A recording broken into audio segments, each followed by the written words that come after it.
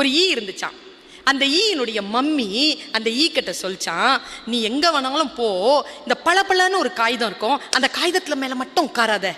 உங்க அப்பா இருக்கார்ல, அவர் அதுல தான் செத்து போனாரு, நீ அங்க மட்டும் உட்காராத.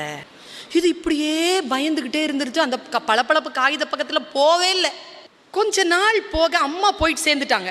இதனுடைய ஃப்ரெண்ட்ஸ் இருக்காங்கல்ல, அவங்க எல்லாருமே அந்த பளபளப்பு காகிதத்தில் போய் உட்காரதும் வர்றதுமா பயங்கர சாகசம் பண்ணுறாங்க. இந்த ஈ பார்க்குது. அவங்களுக்குலாம் அம்மா இல்லையா, அவங்க அம்மாலாம் சொல்லலையா, அவங்க மட்டும் விளையாடுறாங்க.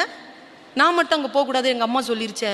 அது அந்த அந்த பசங்களை பார்த்து பார்த்து மனசு இதாகி ஒரு வாட்டி என்ன பண்ணுச்சு, தானும் போய் பார்த்துருவோன்ட்டு ஓடி போய் அந்த பளபளப்பு காகிதத்துக்கு மேலே அப்படி போகாமல் கிட்ட போயிட்டு அப்படி பறந்து வந்துருச்சு. காகிதம் ஒன்றும் பண்ணல, ஒன்றுமே பண்ணலையே. ஏன் இந்த அம்மா என்ன பயமுறுத்துச்சு? மறுபடியும் அந்த ஃப்ரெண்ட்ஸ் எல்லாம் அங்கே போய் ஜாலியாக இருக்கிறாங்க. இது மறுபடியும் என்ன பண்ணுச்சு, நேராக போய் சும்மா ஒரு காலை